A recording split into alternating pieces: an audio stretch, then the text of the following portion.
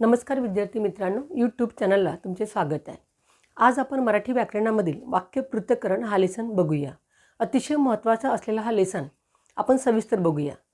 वाक्य पृथक्करणामध्ये उद्देश, विधेय, विध्यांग, उद्देशांग, आधारपूरक, विधेयपूरक या सगळ्या गोष्टी येतात।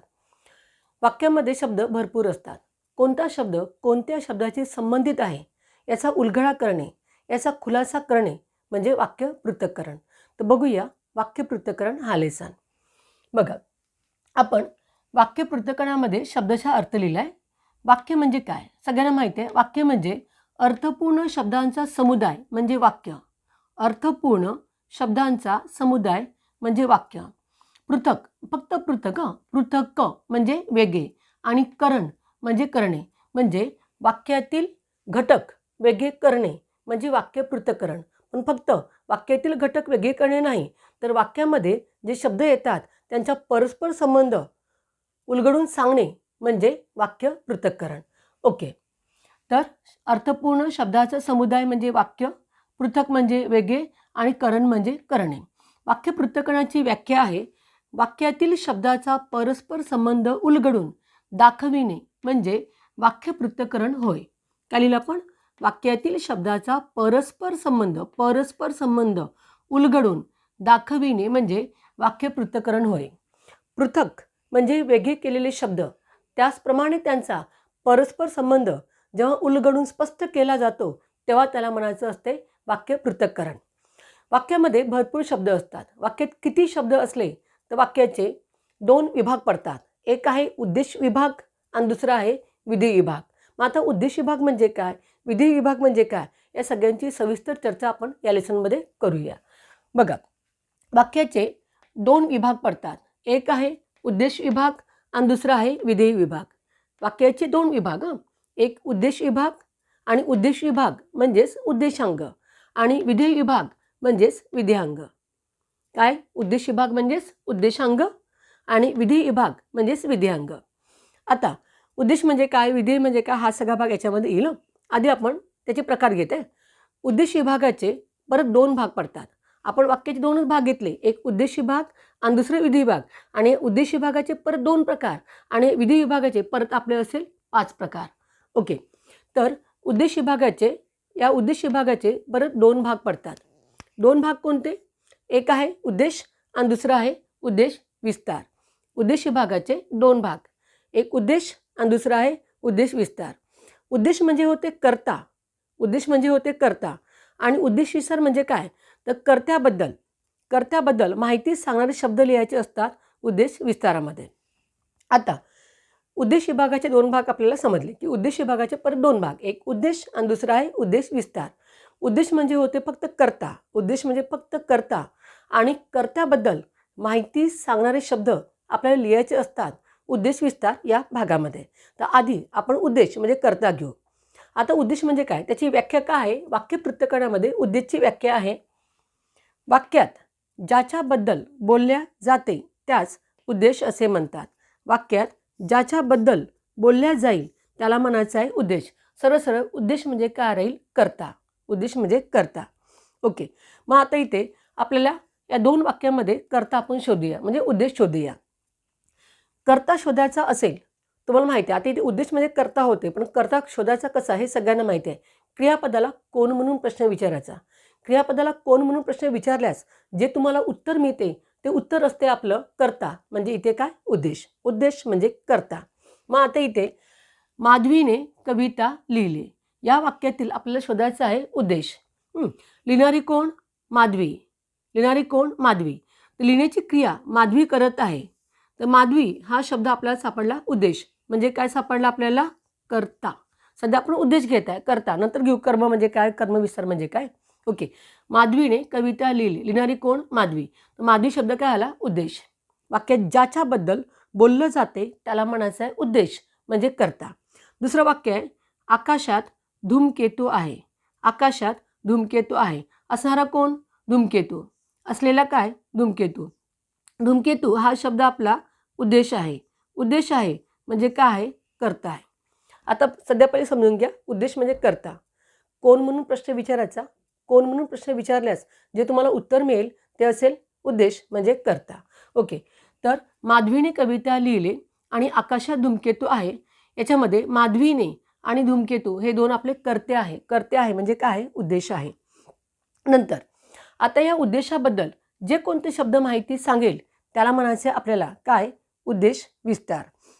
तर आता उद्देश विस्तारामध्ये बघा, उद्देशाबद्दल माहिती सांगणारे शब्द, उद्देशाबद्दल माहिती सांगणारे शब्द लिहायचे असतात उद्देश विस्तार या भागामध्ये.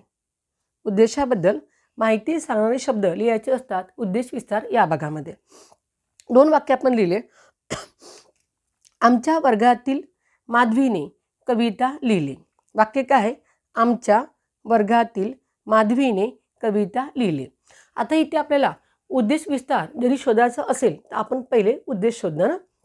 आता इथे माधवीने, आमच्या वर्गातील माधवीने कविता लिहिली, तर माधवीने हा शब्द आपला काय आहे? उद्देश आहे. उद्देश आहे. आता हे वाक्य वाचल्यावर असं कळतं की आमच्या वर्गातील हे 2 शब्द या माधवीबद्दल म्हणजे कर्त्याबद्दल संबंधित आहे. म्हणजे हे 2 शब्द या कर्त्याबद्दल माहिती सांगत आहे आणि कर्त्याबद्दल माहिती सांगणारे शब्द लिहायचे असतात उद्देश विस्तार या भागामध्ये. तर आमच्या वर्गातील हे 2 शब्द आपले गेले उद्देश विस्तार या भागामध्ये आणि माधवीने हा शब्द गेला आपला उद्देश. ओके, त्यानंतर विजयनगरच्या साम्राज्याचा जेथे अंत झाला. काय वाक्य? विजयनगरच्या साम्राज्याचा जेथे अंत झाला. होणारा कोण? अंत. झालेलं काय? अंत. हा अंत शब्द काय? आपला उद्देश आहे. उद्देश आहे म्हणजे काय आहे? तो कर्ता आहे. हा अंत कुणाचा आहे? विजयनगरच्या साम्राज्याचा. विजयनगरच्या साम्राज्याचा म्हणजे हे दोन्ही शब्द या अंताबद्दल माहिती देत आहे आणि म्हणजे कर्त्याबद्दल माहिती देत आहे आणि कर्त्याबद्दल माहिती देणारे शब्द आपल्याला लिहायचे असतात उद्देश विस्तार या भागामध्ये. ओके, आता आपण समजून घेतलं कर्त्याबद्दल जे शब्द माहिती सांगत असेल, कर्त्याबद्दल जे शब्द माहिती सांगत असेल ते लिहायचे असतात कशामध्ये? उद्देश विस्तार या भागामध्ये.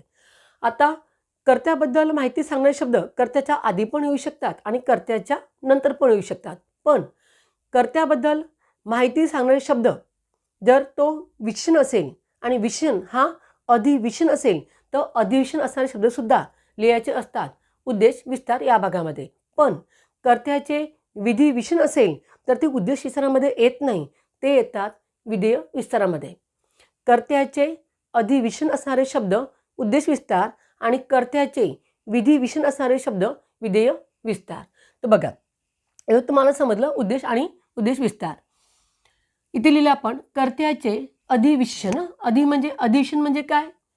जे विशेषण नामाच्या आधी येते, जे विशेषण नामाच्या आधी येते म्हणजे नामाच्या पूर्वी येते त्याला म्हणायचं असते अधिविशेषण आणि जे विशेषण नामाच्या नंतर येते त्याला म्हणायचं असते विधी विशेषण. तर आता कर्त्याचे अधिविशेषण असणारे शब्द लिहायचे असतात उद्देश विस्तार या भागामध्ये. कर्त्याचे अधिविशेषण असणारे शब्द कशामध्ये लिहायचे असतात? उद्देश विस्तारामध्ये. वाक्य आहे पांढऱ्या घोड्याने शर्यत जिंकली. पांढऱ्या घोड्याने शर्यत जिंकली. जिंकणारा कोण आहे? घोडा. घोडा शब्द काय आहे? उद्देश म्हणजे काय? कर्ता. आता पांढरा हा शब्द हा विशेषण आहे आणि पांढरा हा शब्द या कर्त्याबद्दल माहिती देत आहे आणि हा कर्त्याचा हा शब्द काय आहे? अधिविशेषण आहे. कारण पांढरा शब्द आहे विशेषण आणि तो आहे गुणवाचक विशेषण आणि पांढरा शब्द घोड्याबद्दल म्हणजे उद्देशाबद्दल माहिती देत आहे आणि हा झाला कर्त्याचा अधिविशेषण. आणि अधिविशेषण असणारे शब्द आपल्याला लिहायचे असतात कशामध्ये? उद्देश विस्तारामध्ये. उद्देश विस्तारामध्ये. ओके, एवढा भाग येतो आपला उद्देश विभागामध्ये. समजलंय? त्यानंतर दुसरा विभाग बघू आपण, विधेय विभाग.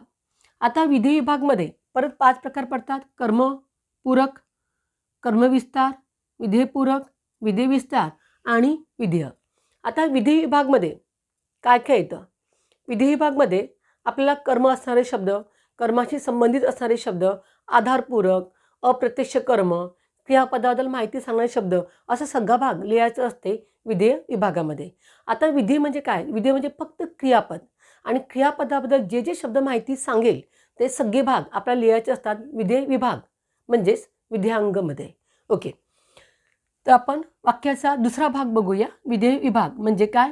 विधेयांग. विधेय विभागाचे परत आपले 5 विभाग पडतात, म्हणजे 5 प्रकार पडतात. विधेय विभागाचे परत 5 विभाग. 5 विभाग कोणते? कर्मपूरक, कर्मविस्तार, विधेयपूरक, विधेयविस्तार आणि विधेय. मग आता 5 विभागामध्ये आपण घेतला आहे पहिला कर्मपूरक. आता कर्मपूरक म्हणजे फक्त कर्म. मग आता कर्म म्हणजे काय? तर क्रियापदाला जेव्हा तुम्ही कोण म्हणून प्रश्न विचारता तेव्हा तुम्हाला कर्ता मिळतो, आणि जेव्हा काय म्हणून प्रश्न विचारता तेव्हा तुम्हाला कर्म मिळते. तर कर्म म्हणजेच काय असते? कर्मपूरक. म्हणजे क्रिया करणारा जो शब्द तो कर्ता, आणि कर्त्याशिवाय क्रिया ज्या गोष्टीवर घडते त्याला म्हणायचं कर्म, म्हणजेच कर्मपूरक. तर ज्याच्यावर क्रिया घडते तो शब्द काय असते? कर्म, म्हणजे कर्मपूरक. वाक्य लिहिले आपण, ताईने छान निबंध लिहिला. ताईने छान निबंध लिहिला. लिहिणारी कोण आहे? ताई. तर ताई शब्द काय आपला? कर्ता. लिहिलेला काय आहे? निबंध. निबंध शब्द आपला काय आहे? कर्म आहे. कर्म आहे म्हणजे काय? कर्मपूरक आहे. ज्याच्यावर क्रिया घडते तो शब्द असते आपला कर्म. तिथे निबंध हा शब्द काय गेला? आपला कर्म झाला. ओके. त्यानंतर आहे कर्मविस्तार. मग कर्मविस्तार म्हणजे काय? तर कर्माबद्दल अजून माहिती सांगणारे शब्द येतात. कर्माबद्दल जे शब्द माहिती सांगतात त्याला म्हटलं जातं कर्मविस्तार. तर छान हा शब्द निबंध या शब्दाबद्दल माहिती देत आहे. छान हा शब्द निबंधबद्दल माहिती देत आहे. तर छान हा शब्द झाला आपला कर्मविस्तार. कर्मविस्तार. ज्याच्यावर क्रिया घडते तो शब्द कर्म, आणि कर्माबद्दल माहिती सांगणारे शब्द लिहायचे असतात कर्मविस्तारामध्ये. ओके. निबंध शब्द आहे कर्म, आणि छान हा शब्द निबंधाबद्दल माहिती सांगत आहे, कर्माबद्दल माहिती सांगत आहे. तर छान हा शब्द गेला आपला कर्मविस्तार या भागामध्ये. नंतर आहे विधेयपूरक. आता विधेयपूरक म्हणजे काय? तर विधेयपूरक म्हणजे अप्रत्यक्ष कर्म. ज्या वाक्यात 2 कर्म असतात त्याला म्हणायचं असते द्विकर्म क्रियापद. द्विकर्म क्रियापदामध्ये कर्त्याची पहिली क्रिया ज्या गोष्टीवर घडते त्याला म्हणायचं असते प्रत्यक्ष कर्म, म्हणजे कर्म, आणि कर्त्याची दुसरी क्रिया ज्या शब्दावर घडते, ज्या गोष्टीवर घडते त्याला म्हणायचं आहे अप्रत्यक्ष कर्म. आणि अप्रत्यक्ष कर्मालाच वाक्य पृथक्करणामध्ये म्हटलं जातं विधेयपूरक. विधेयपूरक म्हणजे अप्रत्यक्ष कर्म. आता बघा, इथे वाक्य आहे, आजीने नातीला गोष्ट सांगितली. या वाक्यामध्ये 2 कर्म आहे, एक नातीला आणि दुसरा आहे गोष्ट. नातीला आणि दुसरा आहे गोष्ट. सांगण्याची क्रिया करते आहे आजी, म्हणजे आजी हा शब्द झाला आपला कर्ता, म्हणजे उद्देश. आजीची पहिली क्रिया होते आहे गोष्टीवर, तर गोष्ट शब्द झाला प्रत्यक्ष कर्म, म्हणजे कर्मपूरक, आणि ही गोष्ट सांगितली जात आहे नातीला, म्हणजे हा झाला आपला अप्रत्यक्ष कर्म. आणि अप्रत्यक्ष कर्म म्हणजे आपलं काय आहे? विधेयपूरक. नातीला यातला हा शब्द आहे आपला विधेयपूरक. ओके. विधेयपूरक म्हणजे काय? अप्रत्यक्ष कर्म. नातीला हा शब्दाला विधेयपूरक. त्यानंतर विधेयविस्तार म्हणजे काय? आता कसे शोधायचे विधेयविस्तार? क्रियाविशेषण अव्यय असणारे सगळे शब्द येतात विधेयविस्तार या भागामध्ये, कारण क्रियाविशेषण अव्यय क्रियापदाबद्दल माहिती सांगते. आणि विधेयविस्तार असं तुम्हाला आन्सर शोधायचं असेल तर जेव्हा तुम्ही क्रियापदाला क्रिया कधी घडली, क्रिया कोठे घडली, क्रिया कशी घडली, क्रिया किती वेळा घडली आणि किती प्रमाणात घडली, याचे जे तुम्हाला उत्तर मिळते ते सगळी उत्तर लिहायचे असतात विधेयविस्तार या भागामध्ये. आता इथे बघा, कासव हळूहळू चालते. आता चालणारा कोण? कासव. तर कासव हा झाला आपला परत उद्देश. तो कसा चालतो? तो कसं चालतो? हळूहळू. म्हणजे हळूहळू हा शब्द या क्रियापदाबद्दल विशेष माहिती देत आहे. तर हळूहळू हा शब्द गेला आपला कशामध्ये? विधेय विस्तारामध्ये. कासव हळूहळू चालते. हळूहळू हा शब्द चालतेबद्दल माहिती देत आहे, तर हळूहळू हा शब्द गेला आपला विधेय विस्तार. ओके. त्यानंतर परत तुम्हाला विधेय विस्तार शोधायचं असेल तर या टाईप आपण एक वाक्य घेतलं आहे. वाक्य आहे, परवा माडावरच्या रानात चोर जोरात पळाला. परवा माडावरच्या रानात चोर जोरात पळाला. पळणारा कोण? चोर. तर चोर शब्द काय आला? उद्देश. कधी पळाला? कधी पळाला? परवा. तर हा शब्द गेला आपला विधेय विस्तार. कोठे पळाला? माडावरच्या रानात. इथे ठिकाण सांगतं, तर हाही शब्द गेला विधेय विस्तार. तो कसा पळाला? तो कसा पळाला? जोरात. हाही शब्द क्रियापदाबद्दल माहिती सांगत आहे. क्रिया कधी घडली? परवा. कोठे घडली? माडावरच्या रानात. कशी घडली? कशी घडली? जोरात. म्हणजे क्रिया केव्हा घडली, क्रिया कोठे घडली, क्रिया कशी घडली याचे जे उत्तर मिळते ते सगळी उत्तर आपल्याला लिहायचे असतात कशामध्ये, विधेय विस्तार या रकानामध्ये. तर आता परवा माळावरच्या रानात आणि जोरात एवढे शब्द गेले आपले विधेय विस्तार या रकान्यामध्ये. ओके. त्यानंतर एक परत दुसरं वाक्य बघूया आपण विधेय विस्ताराचं. 5वं वाक्य आहे, ते अनेकदा कचेरीत आले. येणारे कोण? ते. तर ते झालं आपला उद्देश म्हणजे कर्ता. ते अनेकदा कचेरीत आले. कितीदा आले? कितीदा आले म्हणजे किती वेळा आले? तर अनेकदा. आणि परत कोठे आले? तर कचेरीत. म्हणजे क्रियापदाला क्रिया कधी घडली, कोठे घडली, कशी घडली, कितीदा, किती प्रमाणात घडली याचे जे उत्तर मिळते ते उत्तर असते आपले विधेय विस्तारमध्ये. विधेय विस्तार. ओके. ज्याच्यावर क्रिया घडते तो शब्द असते कर्म म्हणजे कर्मपूरक. कर्माबद्दल माहिती सांगणारे शब्द लिहायचे असतात कर्मविस्तार या भागामध्ये. विधेयपूरक म्हणजे अप्रत्यक्ष कर्म. अप्रत्यक्ष कर्म. विधेय विस्तार क्रियापदाबद्दल माहिती सांगणारे शब्द लिहायचे असतात विधेय विस्तार या भागामध्ये. आणि विधेय म्हणजे फक्त क्रियापद. आता ताईने छान निबंध लिहिला या वाक्यातील लिहिला हा शब्द आपला काय आहे? विधेय. आजीने नातीला गोष्ट सांगितली हा शब्द आपला काय आहे? विधेय. कासव हळूहळू चालते हा शब्द काय आपला? विधेय. परवा माळावरच्या रानात चोर जोरात पळाला हा शब्द काय आपला? विधेय. ते अनेकदा कचेरीत आले हा त्यातला आपला काय आहे? विधेय. ओके. एकदा रिपीट. आणि त्यानंतर आपण बघूया विधेयपूरकाचे परत 3 प्रकार. एक कर्मपूरक, दुसरा आहे आधारपूरक आणि तिसरा आहे विधानपूरक. तर आधी हा भाग एकदा परत थोडा रिपीट करूया आणि नंतर परत आपण विधेयपूरकाच्या 3 प्रकाराकडे जाऊया. तर वाक्यामध्ये ज्याच्याबद्दल बोललं जाईल तो शब्द असेल उद्देश म्हणजे कर्ता. कर्त्याबद्दल माहिती सांगणारे शब्द लिहायचे असतात उद्देश विस्तार या भागामध्ये. कर्त्याचे अधिविशेषण असणारे शब्द पण लिहायचे असतात उद्देश विस्तार या भागामध्ये. विधेय म्हणजे फक्त क्रियापद. क्रियापदाबद्दल माहिती सांगणारे शब्द लिहायचे असतात विधेय विस्तार या भागामध्ये. उद्देश विभागाचे आपण 2 भाग घेतले, एक उद्देश आणि एक दुसरा आहे उद्देश विस्तार. आणि विधेय विभागाचे 5 प्रकार. कर्म, कर्मविस्तार, विधेय विस्तार, विधेयपूरक आणि विधेय. ओके. तर वाक्यात ज्याच्याबद्दल बोललं जाईल तो शब्द असेल उद्देश. उद्देशाबद्दल माहिती सांगणारे शब्द असेल उद्देश विस्तारामध्ये. कर्त्याचे अधिविशेषण असणारे शब्द लिहिले जाईल उद्देश विस्तारामध्ये. ज्याच्यावर क्रिया घडते तो शब्द असेल कर्म म्हणजे कर्मपूरक. कर्माबद्दल माहिती सांगणारे शब्द लिहायचे असतात कर्मविस्तार या भागामध्ये. ज्या वाक्यात 2 कर्म असेल त्याला म्हणायचं आहे द्विकर्म क्रियापद. द्विकर्म क्रियापदामध्ये जे कोणतं अप्रत्यक्ष कर्म असेल त्याला म्हणायचं आहे विधेयपूरक. विधेयपूरक. क्रियापदाला क्रिया केव्हा घडली, क्रिया कोठे घडली, क्रिया कशी घडली, कितीदा, किती प्रमाणात आणि किती वेळा घडली याचे जे उत्तर मिळेल ते उत्तर आपल्याला लिहायचे असेल विधेय विस्तार या रकान्यामध्ये. आणि विधेय म्हणजे क्रियापद. विधेय म्हणजे क्रियापद.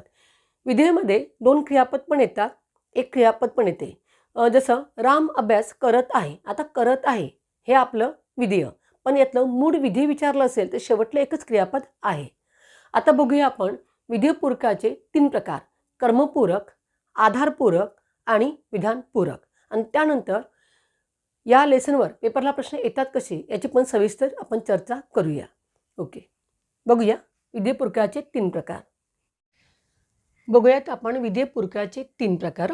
विधेयपूरकाचे 3 प्रकार कोणते? एक आहे आपला कर्मपूरक, दुसरा आहे आपला विधीपूरक आणि तिसरा आहे आपला आधारपूरक. तर आता विधेयपूरक म्हणजे काय? तर विधेयपूरक म्हणजे ज्या वाक्यात 2 कर्म असतात, एक प्रत्यक्ष कर्म आणि दुसरा आहे अप्रत्यक्ष कर्म. तर त्या अप्रत्यक्ष कर्माला म्हटलं जातं विधेयपूरक. म्हणजे अप्रत्यक्ष कर्म म्हणजेच विधेयपूरक. बघा विधेयपूरकाची आपण काय व्याख्या लिहिली? विधेयपूरकाची व्याख्या लिहिली वाक्याचा कर्ता आणि क्रियापद जेव्हा वाक्याचा अर्थ पूर्ण करण्यास असमर्थ ठरतात तेव्हा एखादा शब्द किंवा शब्दसमूह वाक्यात येतो व वाक्याचा अर्थ पूर्ण करतो तेव्हा त्या शब्दाला पूरक किंवा विधेयपूरक असे म्हणतात. वाक्य लिहिले जेव्हा एकाच वाक्यात 2 कर्म असतात, जेव्हा एकाच वाक्यात 2 कर्म असतात तेव्हा त्यातील अप्रत्यक्ष कर्म हे विधेयपूरकाचे कार्य करते. म्हणजे एखाद्या क्रियापदाला वाक्याचा अर्थ पूर्ण करण्यासाठी कर्ता सोडून बाकी इतर शब्दाची जेव्हा गरज भासते आणि त्या शब्दाने वाक्यातील विधान वाक्याचा अर्थ पूर्ण होते, तर अशा शब्दाला पूरक किंवा विधेयपूरक असे म्हणतात. सरळ सरळ विधेयपूरक म्हणजे अप्रत्यक्ष कर्म. आता विधेयपूरकाचे आपले 3 प्रकार, एक कर्मपूरक, दुसरा विधीपूरक आणि तिसरा आहे आपला आधारपूरक. त्याआधी आपण बघूया नंबर 1 वर कर्मपूरक म्हणजेच कर्म. ज्याच्यावर कर्त्याची प्रत्यक्ष क्रिया घडते त्यास कर्म असे म्हणतात. म्हणजे जो क्रिया करतो तो कर्ता असते आणि क्रिया सोसणारा आणि भोगणारा शब्द असते कर्म. आणि कर्मालाच म्हटलं जातं कर्मपूरक, कारण तो विधेयपूरकाचा एक भाग असल्यामुळे कर्माला कर्मपूरक असेही म्हणतात. आता वाक्यात एकच कर्म असेल त्यालाही म्हटलं जातं कर्म म्हणजे कर्मपूरक, आणि वाक्यात जे प्रत्यक्ष कर्म असते त्या प्रत्यक्ष कर्माला सुद्धा कर्मपूरक असे म्हणतात. ओके, तर शिक्षकाने गणित शिकविले. शिकवणारे कोण? शिक्षक. शिकवलेले काय? गणित. तर गणित हा शब्द आला आपला कर्म म्हणजेच कर्मपूरक. ओके, दुसरा प्रकार आहे विधीपूरक म्हणजेच विधानपूरक. आता विधीपूरक म्हणजे काय? विधीपूरक म्हणजे बघा, विधीपूरक म्हणजे वाक्यामधील कर्त्याचे स्थित्यंतर किंवा एक भिन्न घटक दाखविणारा एक शब्द असतो. आता विधानपूरक याचे टाईप वेगवेगळे आहे. आता विधानपूरक हा नामे राहू शकते, सरनामे राहू शकते. कोणत्या शब्दाला म्हणून आपण विधानपूरक? तर बघा, जे वाक्य अपूर्ण विधान क्रियापदामध्ये येते आणि अपूर्ण विधान क्रियापदाचे जे वाक्य अस्तित्व आणि स्थित्यंतर सांगते, तर ते शब्द त्या वाक्यामध्ये विधानपूरकाचे कार्य करते. त्यानंतर वाक्य अकर्मक असताना कर्त्यापूर्वी येणारे शब्द जर चतुर्थी विभक्तीमध्ये असेल तर तेही शब्द विधानपूरकाचे कार्य करते. त्यानंतर कर्त्याचे विधी विशेषण असणारे शब्दसुद्धा विधेयपूरकाचे म्हणजे विधानपूरकाचे कार्य करते. तर बघू आपण विधानपूरकचे टाईप कसे आहे. म्हणजे विधानपूरक हा कसा भिन्न भिन्न घटक असतो, किंवा विधानपूरक हा अस्तित्व दर्शक आणि स्थित्यंतर दर्शक असं सुद्धा काम करतो. ओके, तर विधानपूरक म्हणजेच विधीपूरक. आपण एक पहिला टाईप लिहिला आहे विधानपूरकाचा. कर्त्याची विधी विशेषण ही विधीपूरक असतात. कर्त्याचे विधी विशेषण हे विधीपूरक असतात. विधी विशेषण म्हणजे काय? ते विधी विशेषण म्हणजे जे विशेषण नामाच्या नंतर येते त्याला म्हटलं जातं विधी विशेषण म्हणजेच विधीपूरक म्हणजेच विधानपूरक. तर बघा, राम प्रामाणिक आहे. आता राम या शब्दाबद्दल प्रामाणिक हा शब्द विशेष माहिती सांगत आहे. तर प्रामाणिक हा शब्द आहे विशेषण, पण हा नामाच्या नंतर आला, आणि जे विशेषण नामाच्या नंतर येते त्याला म्हटलं जातं विधी विशेषणे. आता हा विशेषण आहे पण हा नामाच्या नंतर आला म्हणून तो बनला विधी विशेषण. आणि विधी विशेषण असणारे शब्द काय असतात? विधानपूरक असतात, म्हणजेच विधीपूरक असतात. कर्त्याचे विधी विशेषण म्हणजे विधीपूरक म्हणजेच काय असतात? विधानपूरक. म्हणजे नामानंतर जे विशेषण येतात ते विशेषण असतात विधीपूरक, आणि विधीपूरक म्हणजेच असतात विधानपूरक. ओके, त्यानंतर कर्त्यापूर्वी आलेले चतुर्थी विभक्तीतील नाम व सर्वनाम हे सुद्धा विधीपूरक असतात, म्हणजे विधानपूरकाचे कार्य करतात. वाक्य अकर्मक असेल आणि अकर्मकवाल्या वाक्यामध्ये कर्त्यापूर्वी येणारे शब्द चतुर्थी विभक्तीमध्ये असेल तर तो शब्द विधानपूरकाचे कार्य करतो. जसं एक वाक्य लिहिलं आपण, भक्ताला देव दिसला. दिसणारा कोण? देव. देव हा शब्द काय आहे? आपला कर्ता आहे, आणि कर्त्यापूर्वी येणारा शब्द हा चतुर्थी विभक्तीमध्ये आहे. आणि चतुर्थी शब्द कर्त्यापूर्वी येणारे शब्द चतुर्थी विभक्तीमध्ये असेल तर तो शब्दसुद्धा वाक्यामध्ये विधानपूरकाचे म्हणजे विधीपूरकचे कार्य करतो. तर भक्ताला हा शब्द आहे आपला विधानपूरक. त्यानंतर मला चंद्र दिसला. दिसणारा कोण? चंद्र. चंद्र शब्द काय आहे? कर्ता आहे. कर्त्यापूर्वी येणारा शब्द हा चतुर्थी विभक्तीमध्ये आहे, आणि हा शब्दसुद्धा इथे विधानपूरकाचे काय करतो? कार्य करतो. म्हणजे अकर्मक वाक्यामध्ये कर्त्यापूर्वी येणारे शब्द जर चतुर्थी विभक्तीमध्ये असेल तर तेही शब्द विधानपूरकाचे कार्य करतो. हा दुसरा टाईप. तिसरा टाईप, विधानपूरक हे अस्तित्व दर्शक आणि स्थित्यंतर दर्शक असतात. विधानपूरक 2 टाईपचे असतात, एक अस्तित्व दर्शक आणि दुसरा आहे स्थित्यंतर दर्शक. बघा, पहिलं वाक्य आहे, आंबा पिकलेला निघाला, आंबा पिकलेला निघाला. आता इथे पिकलेला हा शब्द त्या क्रियेची काय सांगते, अस्तित्व सांगते, स्थिती सांगते. तर पिकलेला हा शब्द इथे विधानपूरकाचं कार्य करत आहे. त्यानंतर कर्ण राजा आहे हाही शब्द स्थिती म्हणजे अस्तित्व सांगते. तर राजा हाही शब्द आहे आपला विधानपूरक. त्यानंतर तो पोलीस झाला. पोलीस हा शब्द त्या कर्त्याची काय सांगते, स्थित्यंतर सांगते म्हणजे बदल सांगते. तर हाही शब्द झाला आपला विधानपूरक. म्हणजे पिकलेला, राजा, नंतर पोलीस हे शब्द इथे विधानपूरकाचे कार्य करते. त्यानंतर ओके, हे झाले आपले विधानपूरकचे टाईप. म्हणजे कर्त्याचे विधिविषण असणारे शब्द विधानपूरक असतात. कर्त्यापूर्वी येणारे शब्द, कर्त्यापूर्वी म्हणजे मागे येणारे शब्द चतुर्थी विभक्तीमध्ये असेल तर तेही शब्द विधानपूरकाचे कार्य करतात. त्यानंतर अस्तित्वदर्शक आणि स्थित्यंतरदर्शक सुद्धा असणारे शब्दसुद्धा विधानपूरकाचे कार्य करतात. ओके, आता विधेयपूरकाचा आपला तिसरा प्रकार कोणता आहे, आधारपूरक. आधारपूरक म्हणजे काय, क्रियेला आधार देणाऱ्या घटकाला म्हटलं जातं आधारपूरक. क्रियेला आधार देणाऱ्या घटकाला म्हटलं जातं आधारपूरक. आधारपूरक एक शब्दयोगी अव्यय असतात, पण प्रत्येक शब्दयोगी अव्यय आधारपूरक नसते. मग आधारपूरक म्हणजे काय, तर आधारपूरक म्हणजे स्थलवाचक क्रियाविशेषण अव्यय हे आधारपूरकाचे कार्य करते.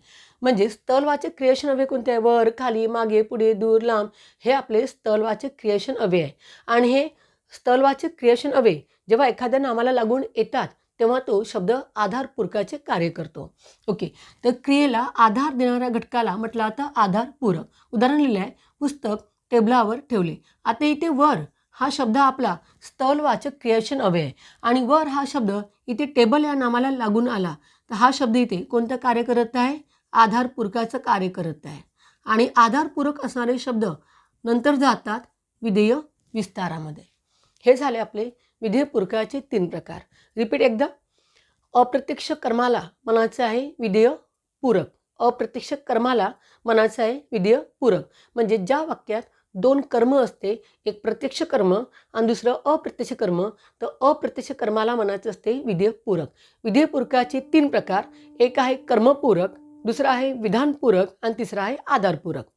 ज्याच्यावर क्रिया घडते तो शब्द कर्म म्हणजे कर्मपूरक. ओके, नंतर आहे विधानपूरक आणि विधीपूरक. विधानपूरकचे परत वेगवेगळे भाग येतात कारण विधानपूरक हा भिन्न भिन्न घटक राहतो. मग आता विधानपूरकमध्ये कर्त्याचे विधिविषण असणारे शब्द विधानपूरकाचे कार्य करतात.